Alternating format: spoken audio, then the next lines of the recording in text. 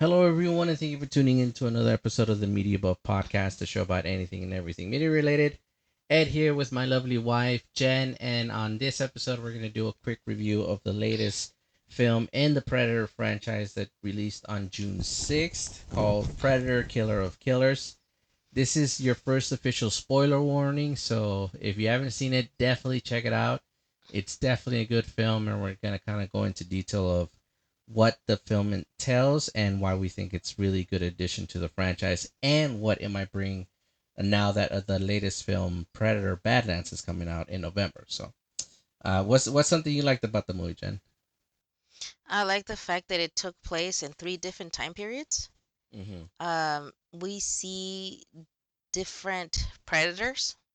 Mm-hmm. Up to now, like I wasn't aware how many clans there were, Mm-hmm. but well, you know me going down rabbit holes. I actually went down the rabbit hole after the movie, and I saw that there was more than 12 clans Mm-hmm. in the Predator universe. And no, this movie was really well made. Like, I mean, it was a lot of storytelling, and a lot of action. I was never bored, not for 1 minute. I was very, very engaged Mm-hmm. with the film, especially because of the time periods. Yeah, there's one in like the Yeah. 800s, in the early 1600s in feudal Japan, and one in 1942 during World War II. Hmm. Yeah, the film basically follows three different predators in those three different timelines, Hmm. each of them hunting a specific prey, and basically in old predator fashion is getting their butts kicked. But the way that happens is Hmm. very entertaining, and you show Yes. these individuals who are being hunted that even though they get the win on the predator, their story actually doesn't end there, and it continues even further down the movie once you get to the end. Hmm. Yeah, it doesn't stop. Apparently, at almost towards the end of the film, you go up against, I guess you guess, a level boss Yeah, a predator, high ranking predator. which his outfit that he has on is really cool. I guess you can say it's like a coat he's wearing, or More like a like a cape. I like a would call it a cape, cape. but it's made of xenomorph tails. The bones of a xenomorph tail. Mm-hmm. Which actually I didn't even catch it the first time around. I I thought was it was trying to his figure dreads at out. first, Yeah, actually. I thought that it was his hair, but it's not. His dreads, yeah. I went on Reddit and somebody said it was made of the xenomorph. And yes, you could You can tell now, yeah. like Looking looking at it back, again, yeah. yes, it was that, and it's really badass. Like you can see the badassery of this predator just by Definitely, yeah. the cape alone. Yeah, and it's the size of was immense compared to the predators as Mm, well. oh yeah. But regardless, the film definitely flows at a really good pace. Hmm. The character building, even though it's short, it's surprisingly well done, especially Yes. for the people that are being Oh hunted by the yes. predators. After taking them down, you see that they are technically cryogenically frozen, Yes. which is why they all end up in the same timeline Hmm. in face to face with these giant predators who pit them against each other Yes. and tell them Kind that of they have gladiator to, style. tell them that they have to fight to To to death. the death, and then the one who Survives. survives fights him, this Hmm. giant predator that The Jen was level talking boss about. predator. Yeah, basically. Yeah. But yeah. Yeah, like it's like Ed said, the development of the characters is really well done. I like how they go into their backstory. Like for example, the one that's in 800 and what's it in It's the 800 16. eight 864, I think, or or 861. 869 or something like that. Yeah. But it's a Viking. It follows this Viking named Ursa, who's who her dad was killed A rival. by a rival clan. I Yeah, I guess guess you can you call it a can say. rival clan member. Yeah, I forget what the enemy was His name called. is Zoran, Oh, but it sounds Sauron. like There you go. Zordon. The only Yes, reason I remember is because it sounds like Zordon. yes. So his name is Sauron, and so she vows because he made her basically kill her dad, or he would kill her. So she's on a quest for revenge, Basically, yeah. Which she gets. which she does get. And then in comes the predator. Hmm. And this was like a big The design of predator, this one was a very, very big, buff, muscular one. like very roid. Looked like Very reminiscent to the one in the Predator film. One of the second to last films that they were I made. think it's the one. Was it the one in 2018, Yeah, the one from 2018, which is called the The Predator? Predator. Yeah, the Mhm. roided out one.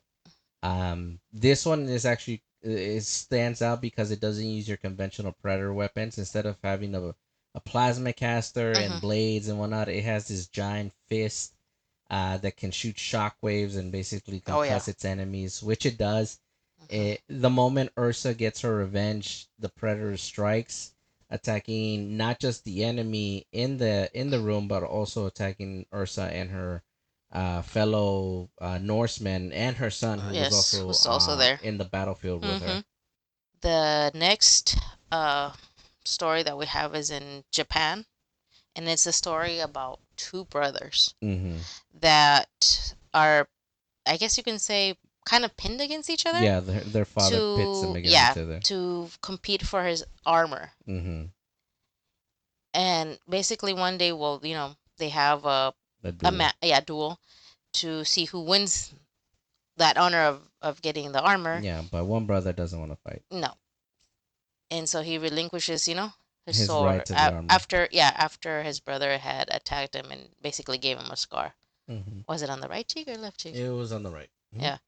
And so from that point forward, he decided to flee and leave, and then but then he comes back, and he kind of wants to, like, he Prove becomes like to a the brother. ninja, yeah, Mm-hmm. in like a really ninja way, that he's, improved in his fighting skills, and prove to his brother that, He was better than him. He he, just let him win, yeah, basically. kind of Because like in your the entire time, that particular story, which takes in the 1600s in feudal Japan, the brothers, the older brother clearly didn't want to fight, but the younger Mhm. one decided to take advantage of his mercy and Mhm. take the win. And I Mhm. guess the brother, after he gets news that their father has passed away, he Yes. comes back and basically fights him in his home, in their home, Mhm. and he basically wins. Yes. He inadvertently thinks he kills him, Mhm. but we find out later on that he's still alive, and this is where the predator at that one strikes. Yes. So he lets them have the duel, and then he. I like the fact in that particular scene that the predator was invisible the entire time and moving around them because they were fighting all over the place in the room, Mhm. and the predator was in the rafters. But as they got on the rafters and fought there, the predator moved around so Mhm. he could avoid them, but still be able to watch their fight. It's like Mhm. he was almost enjoying it. Yes, he was just watching what was happening and Yeah. then waiting for his opportunity to strike. But he let them finish before he, Yeah, I will. he did the. Honor their code of honor would probably tell him to do that. That they Mhm. have this going on, and whoever wins, he obviously was gonna take out, Mhm. which was the older brother. But Mhm.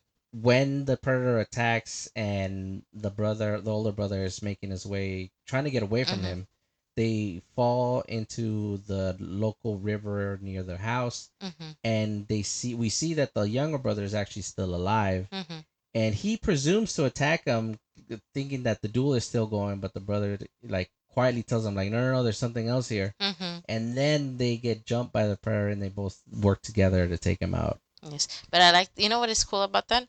That he can actually see him where the predator The was. older brother, was actually able to spot him in the early start of the film, before or the film that part of the film before they get into the fight. The older brother sneaking into the house, Mhm. and there is a scene where the predator is cloaked and he's perched on a ledge, and the brother falls onto a rooftop, and he spots him. Mhm. He doesn't know what it is, but he does see something. And Yes. then when they finish up in the fight outside of the house, Mhm. you can see that he's able to spot him again, Mhm. even though he was cloaked. Mhm. Yeah, one thing I liked about that one is basically how they came together to work together to take out the predator, Mhm. not just by having each other's back, but basically working in hand in hand, Mhm. countering his attacks. Because unfortunately, he does strike both of them. Because this predator that they used for this one was a little more on the conventional side. Yes. He was a little on the leaner side, Mhm. and but he had his blade. He had the net, I think. I think he did. He also had like these little grenades that shot out of his Mhm. wrist that Mhm. exploded, and Mhm. that's one way they get a leg up on him one of the brothers, actually one weapon that he had that was really cool. It's like a claw hook that he shot out that was very reminiscent to that of Yes. Scorpion from Mortal Kombat. And Oh it's funny yeah. because the older brother very looked reminiscent to Hanzo Hasashi Yes. The from Mortal kunai, Kombat. Yeah, kind with of the like a kunai. kunai, we're just waiting Yes, the that was predator to really say, cool. "Get over here." No, yeah, he definitely did. And he also had the what was it, like little bombs? Yeah, those are the little grenades that Yeah, he had in his gauntlet that and he could he, shoot out. yes, And that that's how was they really were cool. able to get an advantage of him because the brother he got hooked by it, Mhm. but he saw that there were some grenades on it and he threw them back at him, Mhm. which caused a big explosion. Yes. And they thought he was dead, and it looked like they were gonna get back at the duel, Mhm. and they run at each other to do like a one final lunge slash. But then as they go, you can see their blades, even though they kind of do touch. Mhm. Once they drop the blades, you can see the blood of the predator going down Yes. both of the blades, and the predator just like explodes like in a fatality style. It was Yeah, very cool. and that is very reminiscent to the scene in Predators where the Yakuza guy fought Yes, the Predator in the field, yes, that was a very and cool they scene. ended up killing each other. Except in this one, they only one brother died. Yeah, because unfortunately he does get stabbed by the Yeah. predator, and the wound is mortal. Yes. But he was able to hold on long enough to take him I down. just like the callback to that. I think it was kind of like a little. It felt like a callback, especially because in Predators the guy finds a sword and it's a samurai Yes. sword, Mhm. and then he and the Predator basically go hand to hand in that part of that film. Now I'm wondering if that's why they took that inspiration Maybe to. another Predator hunted Yeah. another samurai, and they said, "Oh, I'm gonna keep this because it killed one of my brothers in combat." Because Mhm. you know how predators are. Yeah, they collect They know, things. yeah, and they collect things, and they And they always know try to get better by watching their opponent. Believe it or not, like even they can. their failed It teaches brethren. you Yeah, something. yeah. And then the last one, this is actually a pretty interesting one because this is one of the few times we see a predator use a vehicle in a hunt, and it's a type of spaceship, like a Yes, little that was aircraft, very interesting. and he's basically attacking fighter pilots, because it's during World War II, and they're flying these P-51 Mustangs, and basically that one starts with a kid. Oh man, I forgot his name. Torres is his last name, Mhm. and He enlisted in the army to become a pilot, but I guess he's still kind of learning the ropes because he has like a makeshift plane that he builds that doesn't really it's not really capable of flying yet. But as that opening scene progresses, a bunch of pilots come back to their aircraft carrier saying that a lot of their fellow comrades were shot down. Mhm. They don't know by who. The other ones immediately think, "Oh, well, it's a rival fighter pilot," so they go after them, which they do engage. Another group of pilots from opposing side do engage them, but then here we see this predator, which is actually one of the most unique designs I've seen in the Predator franchises to date. Because this one had no dreadlocks and he Mhm. had an eye patch, Yeah, he was and he had no hair. yeah, he had no dreads, and mostly you're usually used to seeing predators with dreads, Mhm. but this one didn't have any, and the eye patch made him look very reminiscent to who'd you say made him look like? I forgot the guy's name, but it was the character that Dennis Hopper played And Waterworld. in Waterworld. Yeah, it's Yes. very reminiscent to that, and just seeing him taking out these individuals in a ship was very interesting because you'd never seen that in any of the Predator films. I don't know if it's happened in the comics, but I definitely never seen that in the films. I mean, we've seen Predator ships, Yes. but none that are fighting or taking out Yes. other airplanes. The Yes. only time we do see In something Hunts, pues. similar to that is I haven't seen when it in in Hunts. the Predator, when Wolf is on his ship and he's almost being shot down by fighter pilots, but he takes them down before they take him down. But he was just defending himself. He wasn't out there purposely trying to take them down. Yeah, this one had a some sort of like smaller. I don't know if it's a Spaceship. spaceship that he used to take out planes Yeah, with these with interesting this. hooks. Yes, Yeah. like almost like they were Um, laser guided. it's like I don't know. I feel yeah, and I feel like it kind of harpooned them out of the sky. Yeah. I don't know how else to Well, describe actually, it. they figure out. Taurus actually finds out that the just like in Predator style, they can only see the heat. Hmm. So they see the hooks target the heat of the There engines. you go. So they They decide know where to to strike. him and one of the remaining pilots decide to climb up to cool off the engines, and they shut off their engine Hmm.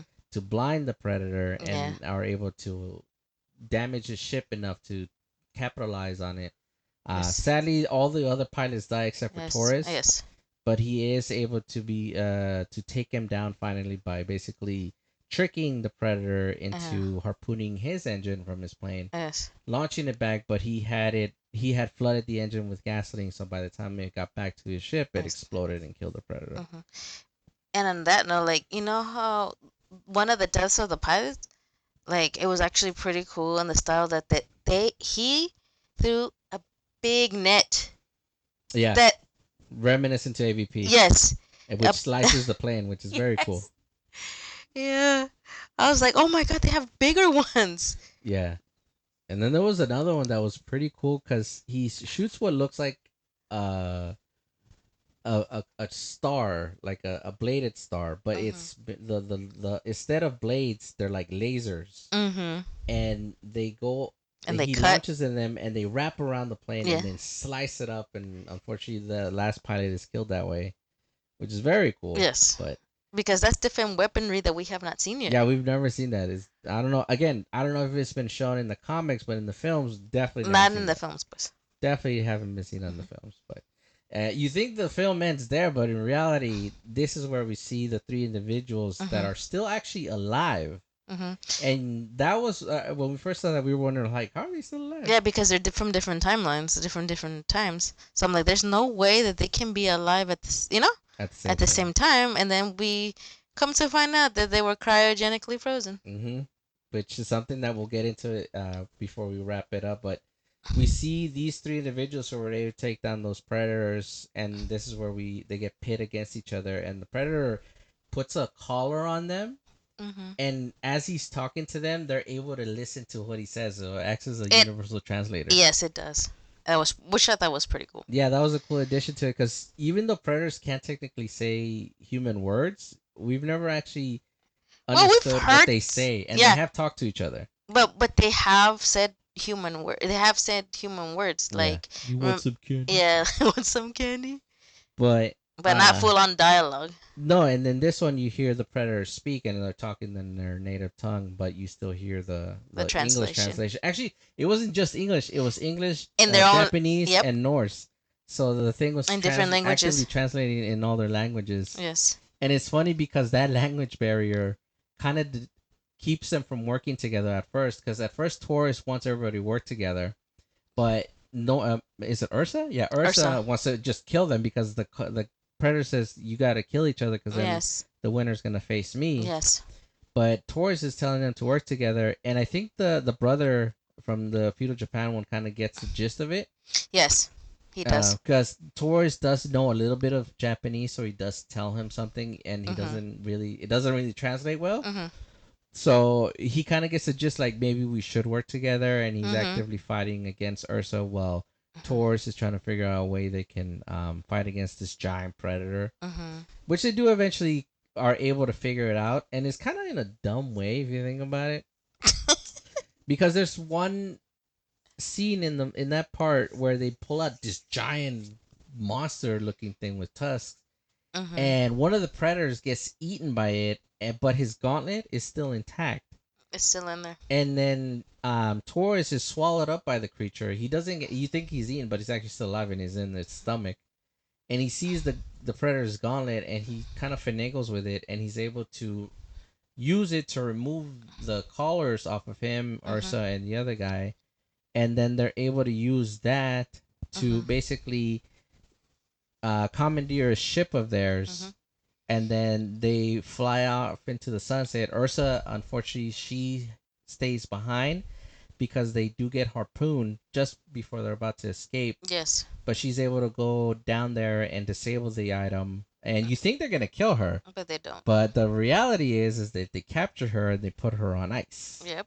And this is where the movie ends, and we see this massive field of just giant boxes of different aliens and different creatures just on ice. And there's one Particular. particular individual at the end of it. And one reason that Jen and I really like this film is because it clearly ties it to the latest film that Right. was added in the franchise called Prey. And we see the girl from that film, and she's in one of those cryo too. Pots. So yeah, she's in one of those cryopods. Mhm. So basically, that film is tied to that film. This film is tied to that film. Oh, and we also forgot to mention that there is a particular weapon that Danny Glover received in Yeah, the Predator 2. That damn pistol. yeah. So That 1700s when they're pistol. getting ready to fight, all three of them are given a weapon from their time period. Although Taurus is given a flintlock pistol, and it's the same flintlock pistol that we've seen Mm-hmm. in Predator 2 and we've seen in Prey that Naru gets from the French guy. Yes. So that just goes to show you how far that damn pistol has traveled in all Yeah. these years. Just goes to show you how pivotal that damn thing is in this franchise. Well, it definitely ties in the other films, Yeah, it like. ties the one with Danny Glover from '86. It ties Prey, and now it ties this one together. Mm-hmm. And I think Badlands is probably gonna show us how that pistol came into their possession again, because obviously Naru had it last from Prey, Mm-hmm.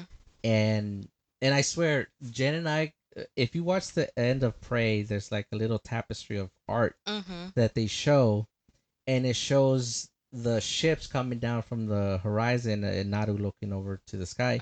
Jen and I could swear that there was more to that in the end Mm-hmm. scenes. That And the end it credits. shows the predators coming down and engaging with her, but we Yeah, watched it again. It's not there anymore. it is not, dude. I could have sworn that they told us like that pistol traveling Uh huh. from time period to time period, but I don't know. I guess that's Maybe not the case. I guess that's not the case. Maybe I Because don't know. in one of the comic books, it actually shows that a pirate actually had the pistol at one point. So Mm. how the predators ended up, how the predator in part two ends up with it is still up for debate. Mm-hmm. Here's hoping Badlands kind of ties that together. I'm hoping that But too. that the biggest question in this film that it leaves out is like, why are these individuals all frozen in time? Like they're Yes. cryogenically frozen. Well, I kind of have a theory Mm-hmm. that I don't know if they're gonna go that route or not, but it would be cool to see.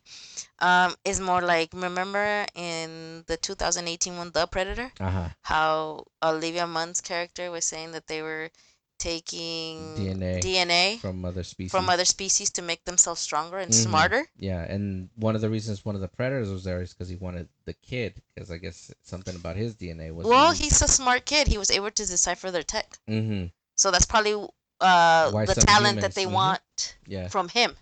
from his DNA. So Yes. there's clearly something in Naru's DNA that they want, Mm-hmm. which is probably why she's cryogenically frozen.